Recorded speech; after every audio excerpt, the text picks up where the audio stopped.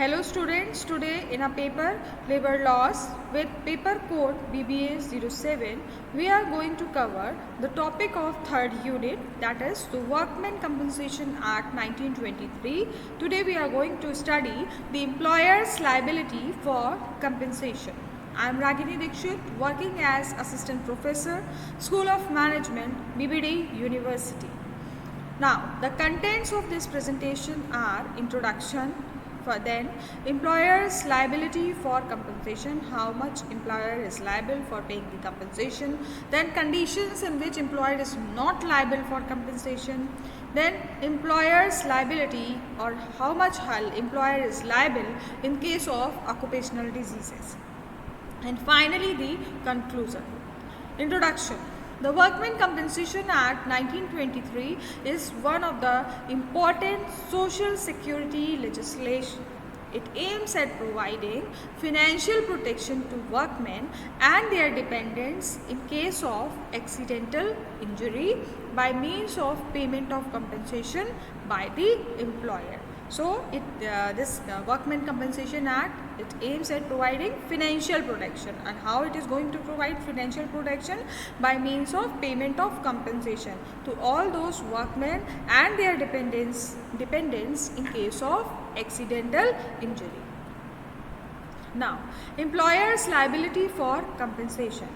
Employer is liable to compensate any employee who has suffered an accident arising out of and in the course of his employment, resulting into death, permanent total disablement, permanent partial disablement, temporary disablement, whether total or partial, or who has contracted an occupational disease. So, employer is liable to compensate an employee or his dependent in case of an employee meets his death, or he suffers permanent total disablement or permanent partial disablement, temporary disablement, whether total or partial. We have done these types of disablement in our previous slides or in our previous presentations in detail, or who has contracted an occupational disease.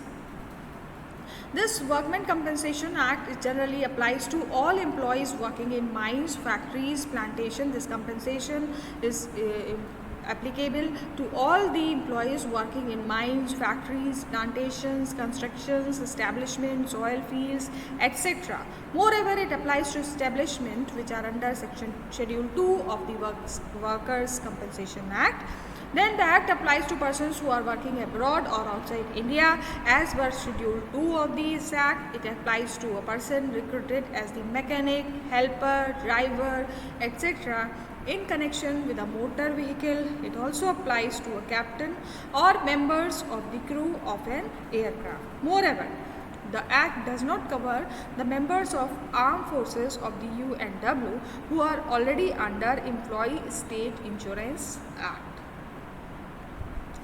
Rules regarding employee compensation. We can conclude from this diagram employer's liability for compensation. It means employer is liable to pay compensation to an employee for if he meets an accident or an occupational disease, for personal injury caused to employee by accident, for any occupational disease contracted by employee. This accident can be arising out of, due to reason, and in the course of, that is during the time of employment. Occupational disease can be combated through exposed to certain diseases inherent in those occupations. So, employer is liable to pay compensation if any of the employee meets any accident or contract any occupational diseases. Now, the linkage between the event, context and results, we can see that is personal injury or accident, whether it is arising out of and in the course of employment, employer is liable to pay employee compensation. That is, if there is an injury or an accident which has been arised out of and in the course of employment, the employer is liable to pay compensation to the employee. So, three things are necessary. First is event, that is injury or accident. Then it should have arisen out of and in the course of employment, and finally the result, that is employer has to compensate for that injury or accident to the employee. Employer's liability for compensation. The employer's liability or accountability to compensate an employee arises under Section 3 of the Employees Compensation Act 1923, or we can say Workmen Compensation Act 1923. Under this section, 5 prerequisites are enumerated, upon satisfying which the employer shall be accountable to pay compensation to an employee, and which are as following. First, if a personal injury has been sustained by an employee, it means that if an employee, while functioning in an establishment, has sustained any personal injury, that is whether physical or psychological. Personal injury means whether it can be physical or it can be psychological as well. By an accident, the employer shall be liable to compensate such an employee.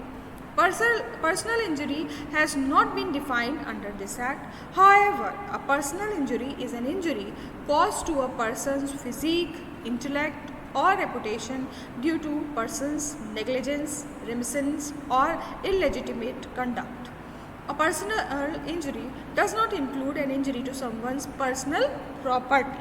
Common examples of such an injury through which this type of injury can be made clear are, it include motor vehicle accident, plane and railway accident, accidents at employment, product defects, medical accidents, libel and slander, etc. So common types of physical injuries or personal injuries these are the examples. According to this act, personal injury also includes occupational diseases.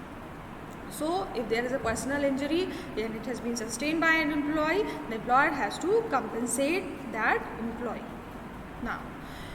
Now we can make this clear from this example, that is the case of Indian News Chronicle versus Mrs. Lazarus is a celebrated case in which the court defined the scope of personal injury caused to any workman while working in an establishment. In this case, what happened that the workman went to a cooling room from a heating room and contracted pneumonia, and he died within a span of 5 days. The court in this case held the workman died due to personal injury, that is physical injury.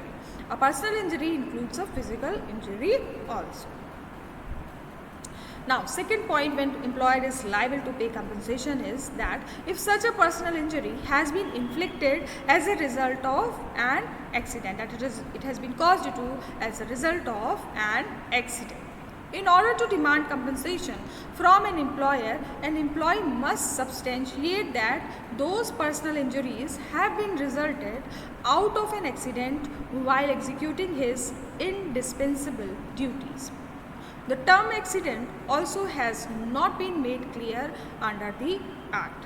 An accident in normal meaning or in normal parlance can mean as an unexpected event that result in harm to some person. An accident cannot be predicted as to enable any person to save themselves from any kind of harm or injury. Likewise, an employee cannot predict any accident which resulted in an injury to him, that is, accidents are unpredictable or unexpected events in any person's life which can cause harm or injury to that person. Therefore, it is a responsibility of an employer as a principal to render any compensation to an employee in case of such an accident. Now, third condition. If such an accident has arisen out of and in the course of an employment, that is from employment in the course of, that is while performing that employment, that accident should have taken place. The most essential requirement of getting compensation from an employer is to substantiate or is to make it clear that the accident has been caused out of the employment and during the course of the employment respectively. It does not suffice that an accident had been caused to an employee. It is equally necessary to prove that such an accident resulted out of the employment or in the course of such employment. An employer is not entitled to compensate an employee on the basis of any accident alone. The employee has to prove that the accident has been caused, arisen out of, and in the course of employment. It might be the circumstances where the injury has not been resulted during the course of the employment. Now, the onus, or you can say the responsibility of proving that the harm is caused out of or during the course of the employment is only upon the employee. So, employee has to prove that this accident has occurred or has arisen out of in the course of employment only. It is only upon the employee in the situation and not the employer. The employee has to substantiate his case in front of a court. So, employee has to prove that if the accident has been arisen out of, and in the course of an employment, then only he will be able to get the compensation. Now, first we will make it clear what we mean by arising out of and during employment, that is arising out of and in course of employment. The expression arising out of employment refers to those incidents where there exists a relationship between the conditions under which the work is required to be performed and the resulting injury. In simple words, there must be a connection between the harm and work the deceased was doing.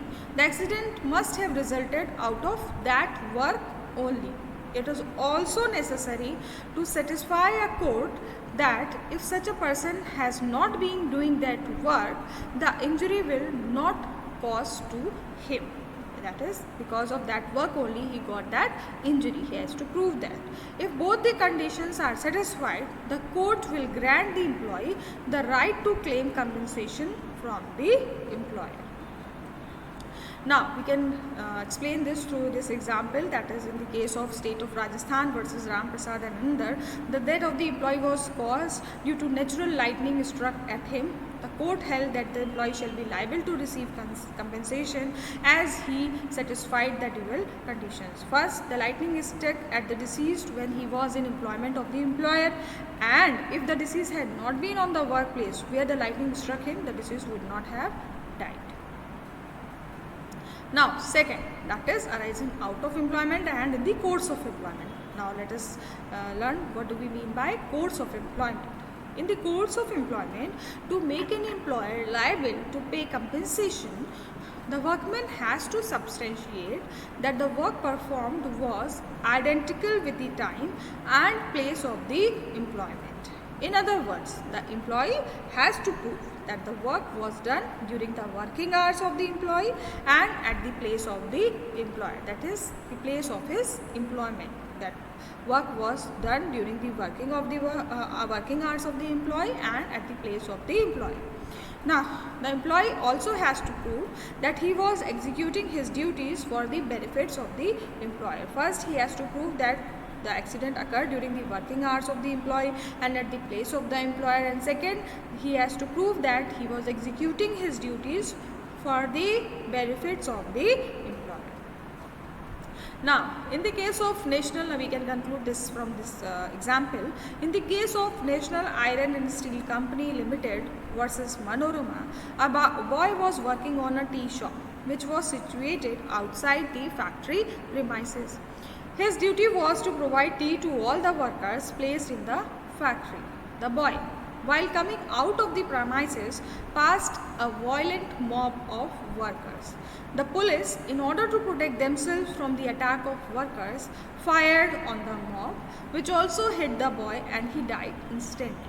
The court held that the deceased shall be liable to compensation as he was working during his working hours at the place of premises, and also he was executing his duties for his employer.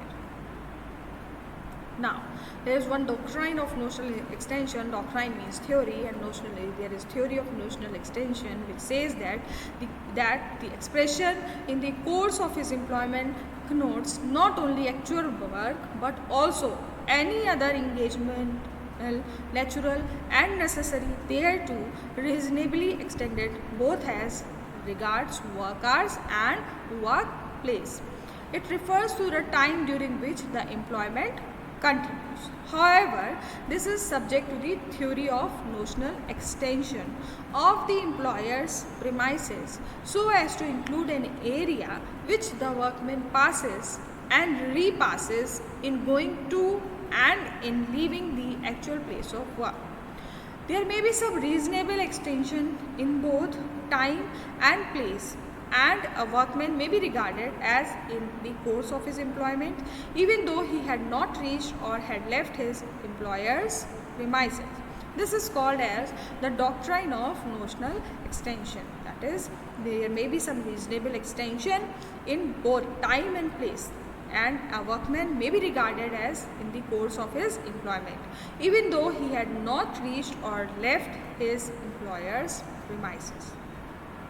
The doctrine of notional extension could not be placed in a straitjacket, and it is merely a matter of sound common sense as to when and where and to what extent this doctrine could be applied.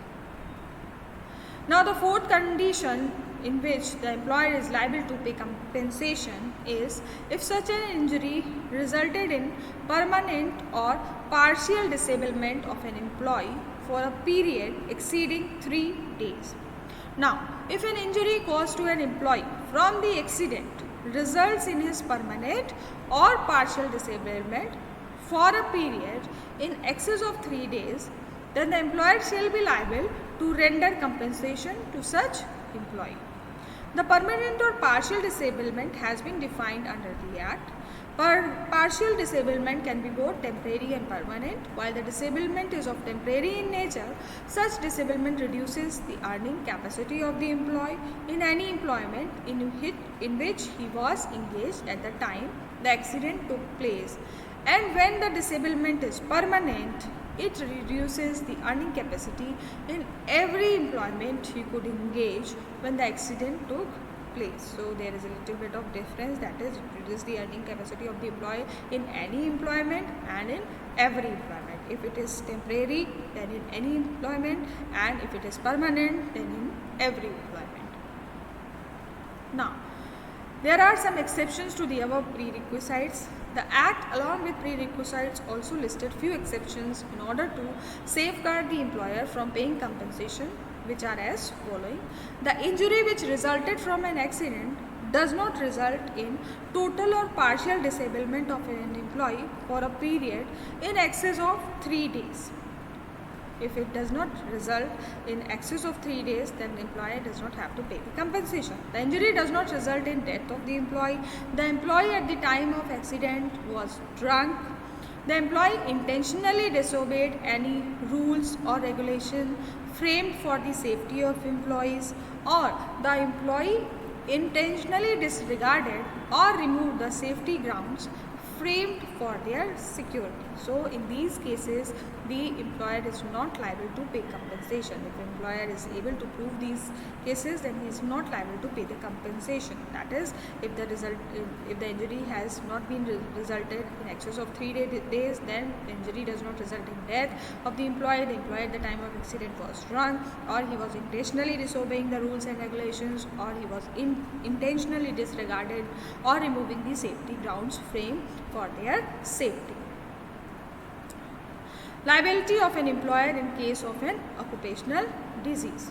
The Schedule 3 attached to the Act describes some occupational diseases in 3 parts, A, B and C, peculiar to their employment. In case of an employee falls under Section 3, then the employer shall be liable to pay compensation to the employee. These occupational diseases mentioned in the schedule connotes that they shall deem to be injury by accident. When any question appear before the court regarding the liability of the employer as against the employee, so these occupational diseases will be regarded as injury by accident, and these diseases are described in Schedule 3 of the Workmen's Compensation Act 1923, and they are divided into 3 parts, A, B and C, peculiar to that employment. Now, first let us understand what do we mean by occupational diseases. An occupational disease is any chronic ailment that occurs as a result of work or occupational activity. It is an aspect of occupational safety and health. An occupational disease is typically identified when it is shown that it is more prevalent in a given body of workers than in general population or in other worker population. So, an occupational disease is typically identified when it is shown, when it is proved that it is more prevalent in a given body of workers than in general population. And what is this occupational diseases? It is a chronic ailment that occurs as a result of work or occupational activity, and it is an aspect of occupational safety and health.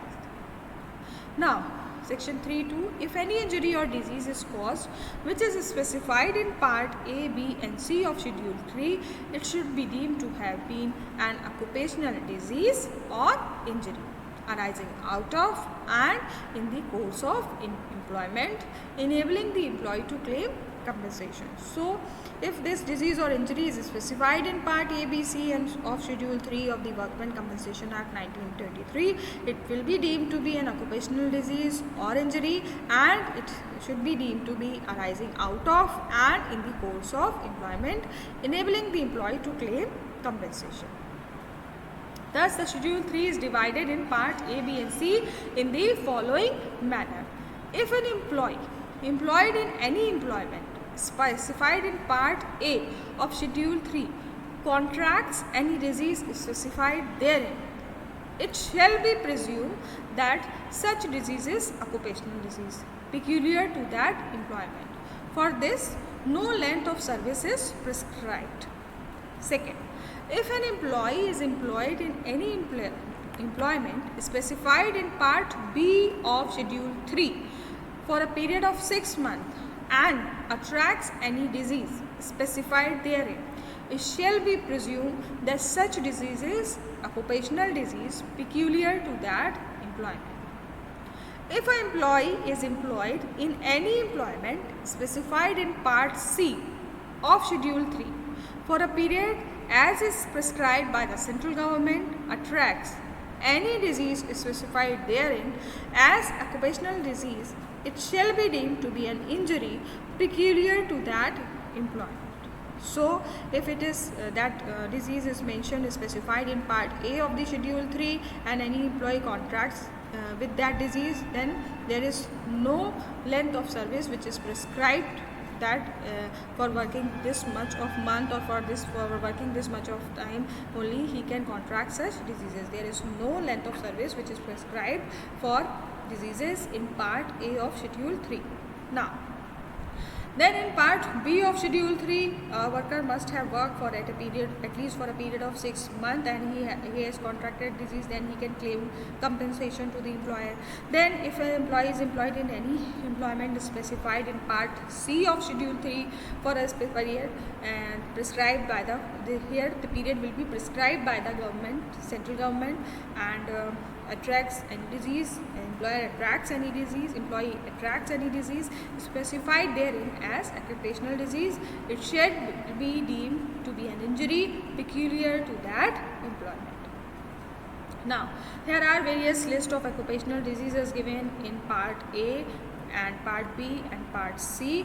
These are: part A have diseases like infectious and parasitic diseases, diseases caused by work in compressed air, diseases caused by lead or its toxic compounds, poisoning by nitrous fumes, poisoning by organophosphorus.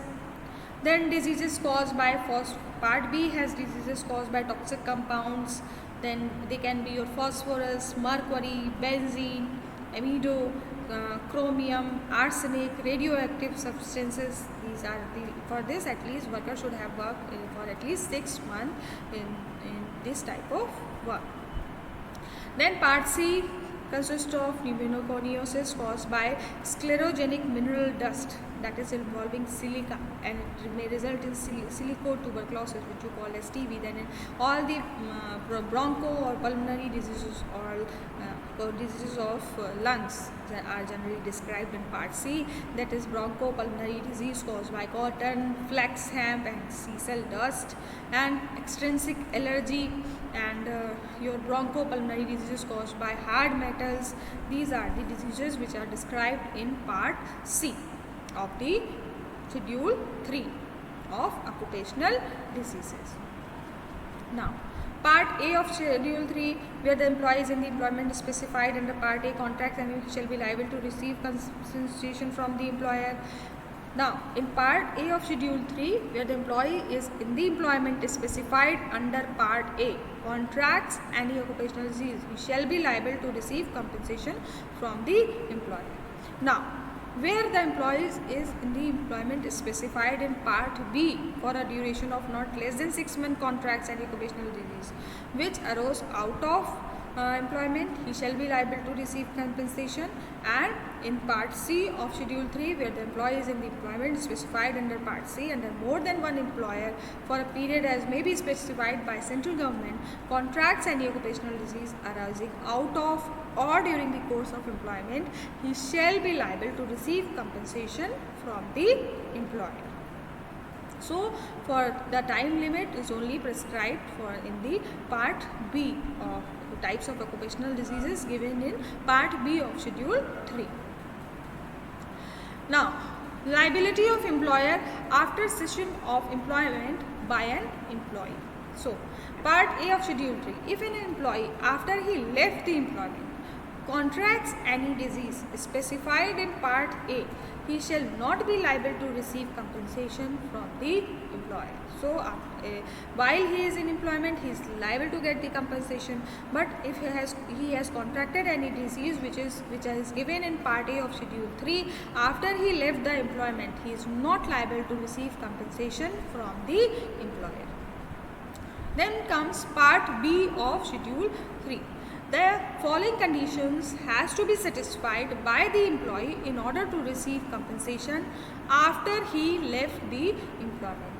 The employee has been in employment under an employer for not less than 6 months, we know this. Then the employee after he left the employment contracts any disease specified in part B and the disease arose out of the employment. That is, he should have worked for not less than 6 months. Then after he left the employment, he contract that disease, and the disease is caused because of that employment.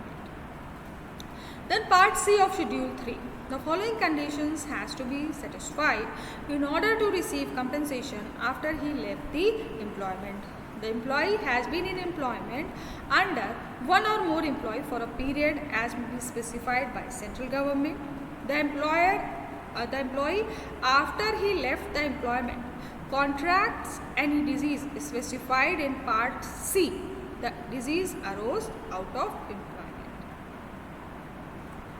Now, we can conclude from this, that is employer's liability and non-liability to pay compensation. We can say that employer is liable to pay compensation in case of accident and occupational disease. In case of accident, it should have arising out of and in the course of employment, and it can result into death and disablement. Then occupational disease. The employee should have been exposed to certain disease inherent in those occupation. In these two cases, in case of accident and in case of occupational disease, the employer is liable to pay compensation. Now, not liable to pay compensation for injury caused to an employee by an accident arising out of and in the course of employment if injury not result in total or partial disablement exceeding 3 days. If that injury does not, whether it is total or partial disablement, it does not result exceeds 3 days.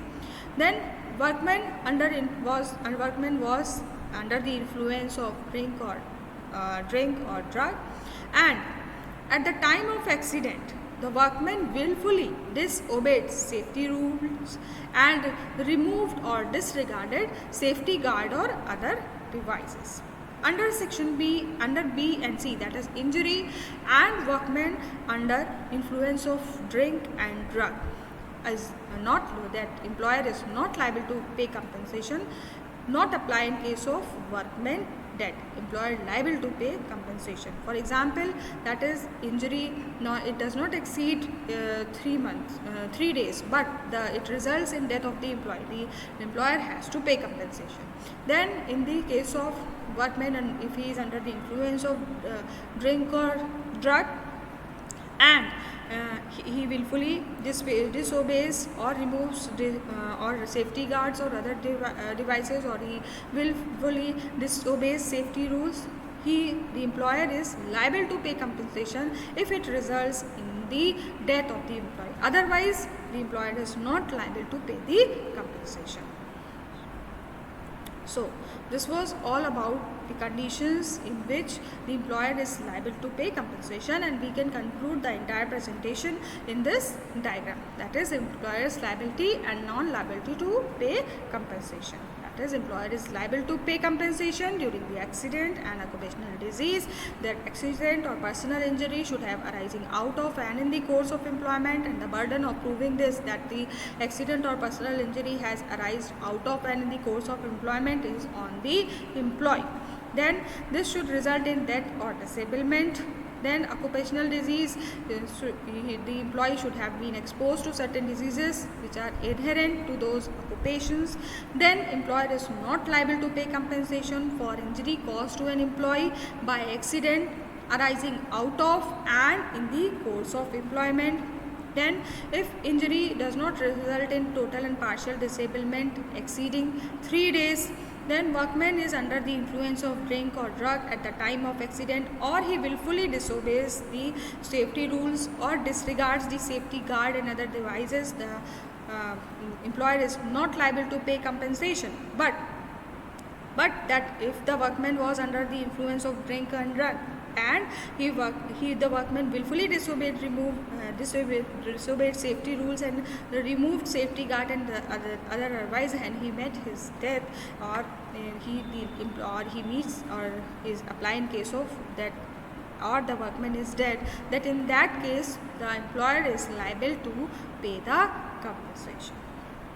So this was all about your employer's liability to pay compensations. These are the various provisions given to the employer in which he is liable or not liable to pay the compensation. So we have cleared this, that employer is liable to pay compensate any employee who has suffered an accident arising out of and in the course of his employment resulting into death, permanent or total disablement, permanent partial disablement, temporary disablement whether total or partial, or who has contracted an occupational disease. And what is this compensation means? It means financial protection to workmen and their dependents.